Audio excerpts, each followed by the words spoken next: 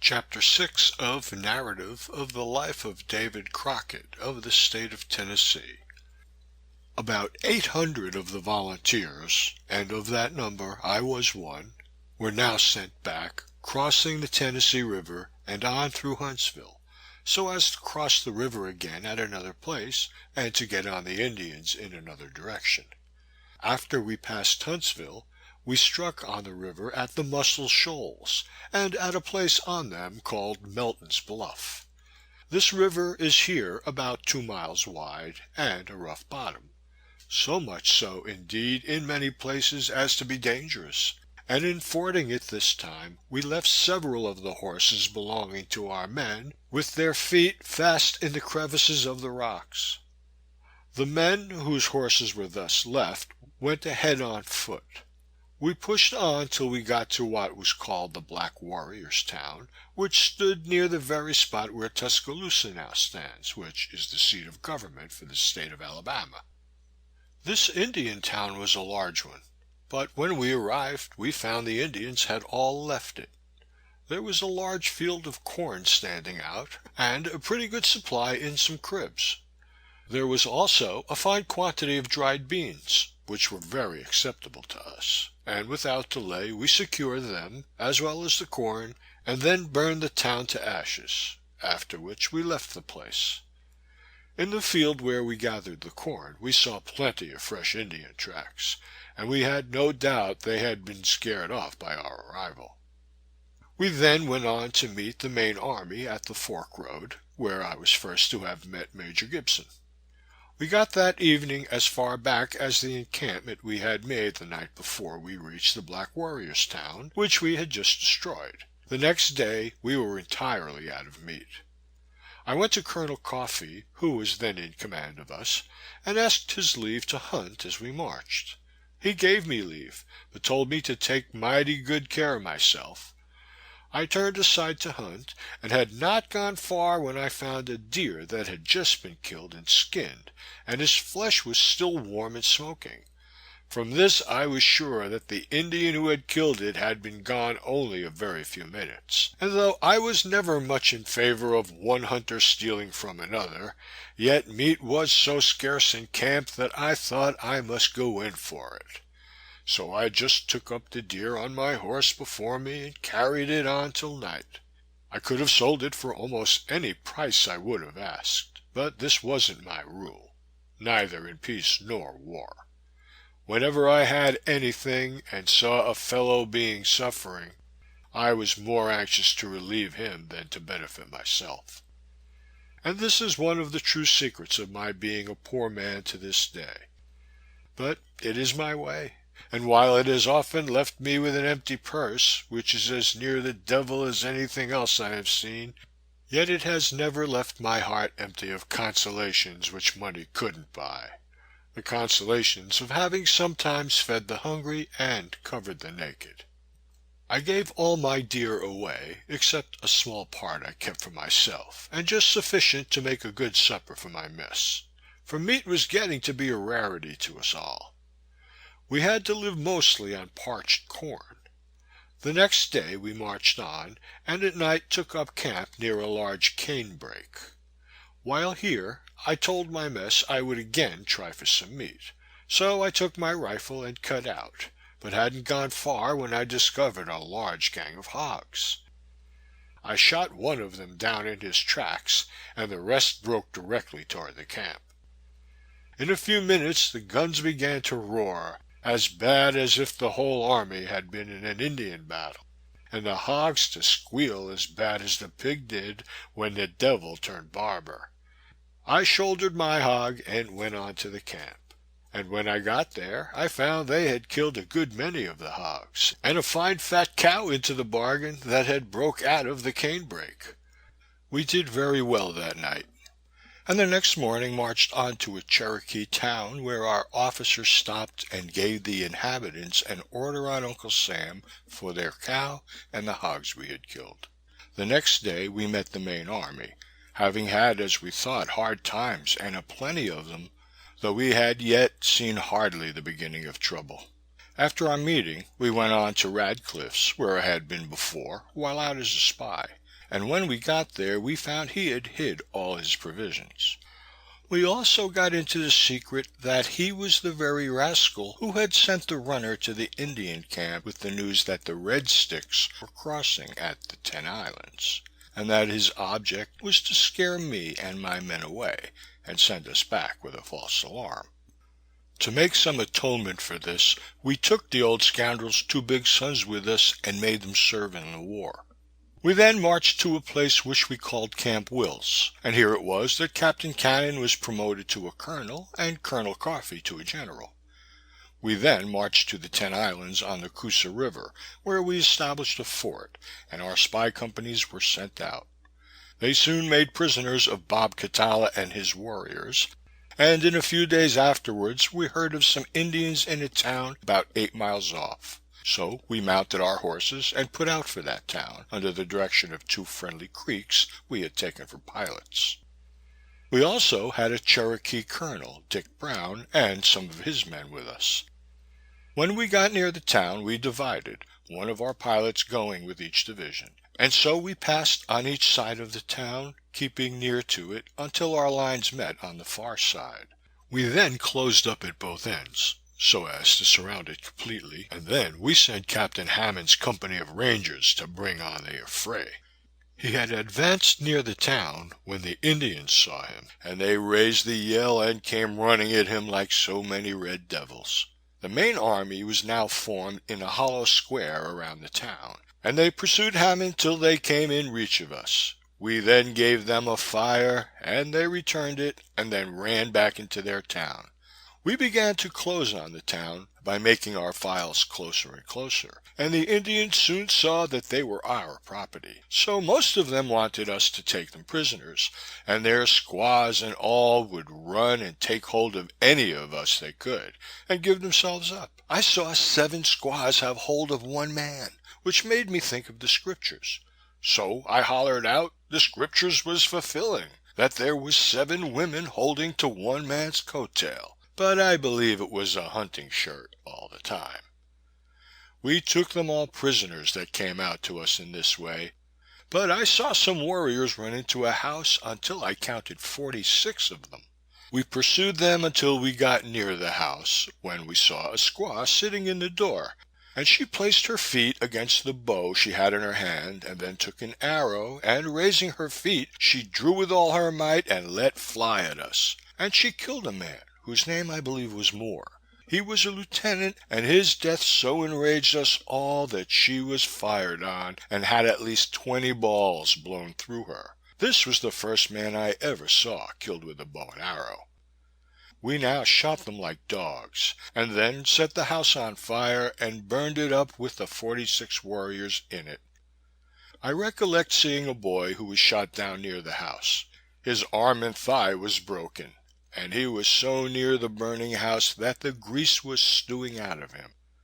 In this situation he was still trying to crawl along, but not a murmur escaped him, though he was only about 12 years old. So sullen is the Indian when his dander is up, that he had sooner die than make a noise or ask for quarters. The number that we took prisoners, being added to the number we killed, amounted to 186, though I don't remember the exact number of either. We had 5 of our men killed. We then returned to our camp, at which our fort was erected, and known by the name of Fort Strother. No provisions had yet reached us, and we had now been for several days on half rations. However, we went back to our Indian town on the next day, when many of the carcasses of the Indians were still to be seen. They looked very awful, for the burning had not entirely consumed them, but given them a very terrible appearance, at least what remained of them. It was somehow or other found out that the house had a potato cellar under it, and an immediate examination was made, for we were all as hungry as wolves. We found a fine chance of potatoes in it, and hunger compelled us to eat them, though I had a little rather not, if I could have helped it, for the oil of the Indians we had burned up on the day before had run down on them, and they looked like they had been stewed with fat meat. We then again returned to the army, and remained there for several days, almost starving, as all our beef was gone.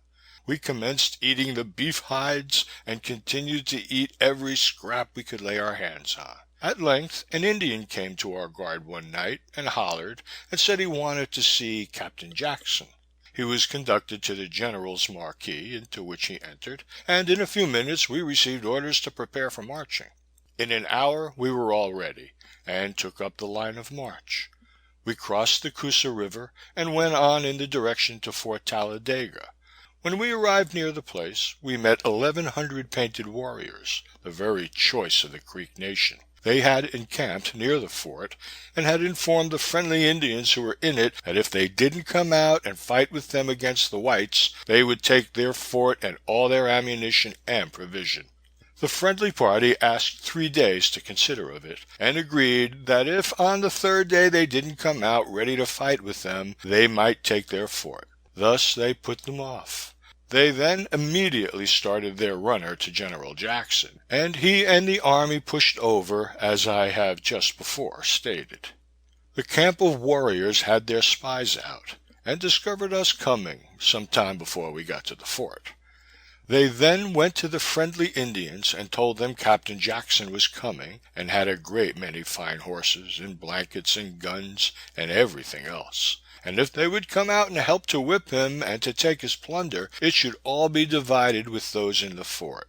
They promised that when Jackson came, they would then come out to help and whip him. It was about an hour, by sun in the morning, when we got near the fort. We were piloted by friendly Indians, and divided as we had done on a former occasion, so as to go to the right and left of the fort, and consequently of the warriors who were camped near it. Our lines marched on as before till they met in front, and they closed in the rear, forming again into a hollow square. We then sent on old Major Russell with his spy company to bring on the battle. Captain Evans' company went also. When they got near the fort, the top of it was lined with the friendly Indians, crying out as loud as they could roar, "Howdy do, brother! Howdy do!" They kept this up till Major Russell had passed by the fort and was moving on towards the warriors. They were all painted as red as scarlet, and were just as naked as they were born. They had concealed themselves under the bank of a branch that ran partly around the fort, in the manner of a half moon. Russell was going right into their circle, for he couldn't see them, while the Indians on the top of the fort were trying every plan to show him his danger. But he couldn't understand them. At last 2 of them jumped from it and ran, and took his horse by the bridle, and pointing to where they were, told him there were thousands of them lying under the bank. This brought them to a halt, and about this moment the Indians fired on them, and came rushing forth like a cloud of Egyptian locusts, and screaming like all the young devils had been turned loose, with the old devil of all at their head. Russell's company quit their horses, and took into the fort, and their horses ran up to our line, which was then in full view. The warriors then came yelling on, meeting us, and continued till they were within shot of us, when we fired and killed a considerable number of them. Then they broke like a gang of steers, and ran across to our other line, where they were again fired on, and so we kept them running from one line to the other, constantly under a heavy fire, until we had killed upwards of 400 of them. They fought with guns, and also with their bows and arrows.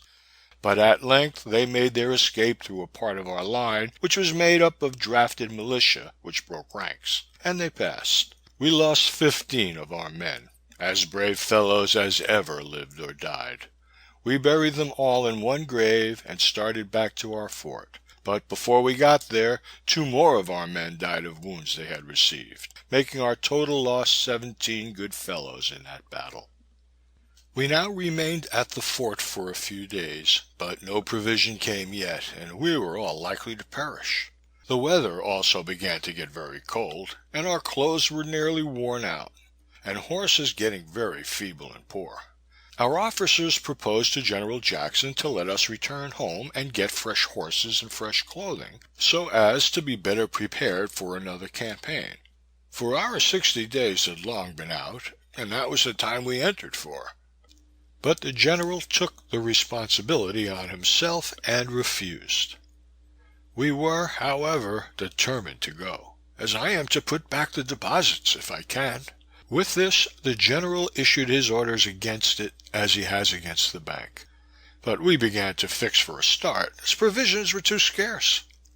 Just as Clay and Webster and myself are preparing to fix bank matters on account of the scarcity of money, the General went and placed his cannon on a bridge we had to cross, and ordered out his regulars and drafted men to keep us from crossing, just as he had planted his Globe and KC to alarm the bank men, while his regulars and militia in Congress are to act as artillerymen.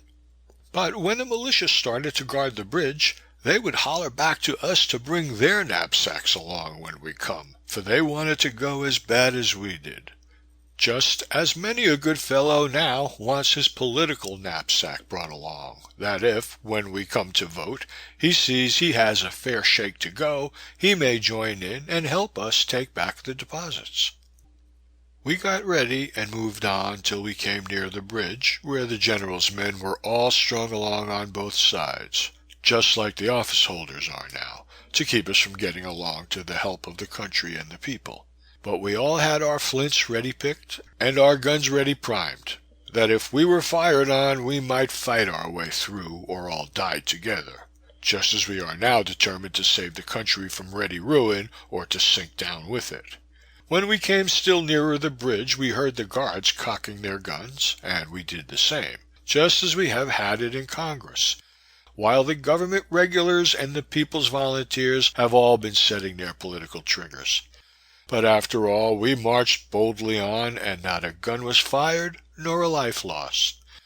Just as I hope it will be again, that we shall not be afraid of the General's Globe, nor his KC, nor his regulars, nor their trigger snapping, but just march boldly over the executive bridge and take the deposits back where the law placed them and where they ought to be. When we had passed, no further attempt was made to stop us. But the General said we were the damnedest volunteers he had ever seen in his life, that we would volunteer and go out and fight, and then at our pleasure would volunteer and go home again, in spite of the devil. But we went on, and near Huntsville we met a reinforcement who were going on to join the army. It consisted of a regiment of volunteers, and was under the command of someone whose name I can't remember. They were 60-day volunteers. We got home pretty safely, and in a short time we had procured fresh horses and a supply of clothing better suited for the season. And then we returned to Fort Deposit, where our officers held a sort of a national convention on the subject of a message they had received from General Jackson, demanding that on our return we should serve out 6 months. We had already served 3 months instead of 2, which was the time we had volunteered for.